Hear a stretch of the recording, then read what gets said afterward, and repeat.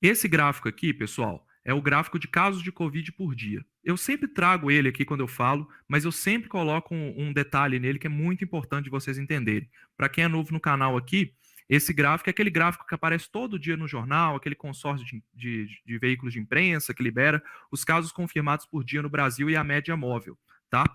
Esses casos, pessoal, estão atrasados em relação ao que está acontecendo hoje. Então, se você acompanha a Covid apenas pela televisão, você está vendo dados que aconteceram mais ou menos há um mês atrás.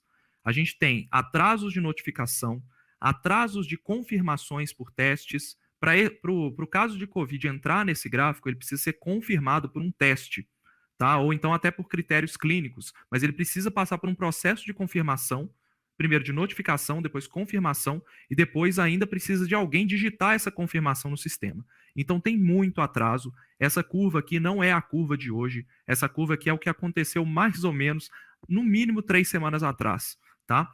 E eu sempre falo para o pessoal que acompanha a gente aqui que existem outras maneiras da gente acompanhar.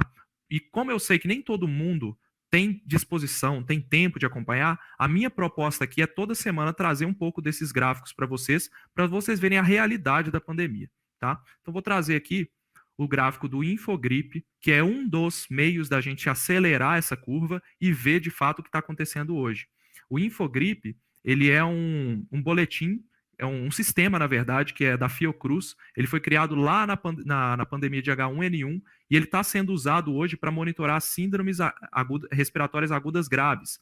As síndromes respiratórias agudas graves são casos que a COVID pode gerar síndrome respiratória aguda grave, e pela COVID ser a principal doença respiratória que está circulando no país hoje, a gente pode usar os dados de síndrome respiratória para dizer como que a COVID está caminhando.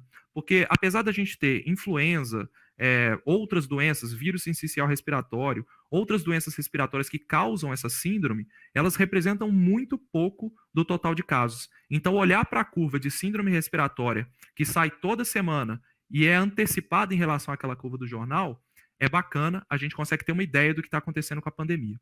Então, eu vou voltar um slide aqui para mostrar para vocês que se a gente fosse olhar só a curva do jornal, a gente teria saído do pico, né, que não foi um pico, foi uma estabilidade aqui, e começando a cair. E a gente estaria começando a cair, né? Se a gente fosse olhar, isso aqui saiu no jornal hoje, tá? Beleza. O que está acontecendo então quando a gente olha a curva de síndrome respiratória? Ela já está caindo mais forte. A gente vê aqui, existe um modelo matemático que corrige esses atrasos, então é a linha azul e a linha pontilhada aqui que a gente está vendo, ele já está caindo bem, tá? Então a gente já, igual eu falei para você, se a notícia for boa, eu vou dar, mas com muita cautela, porque eu preciso passar algumas informações para vocês. Olhando exclusivamente pelo Infogripe, a gente vê que a curva já está caindo mais forte.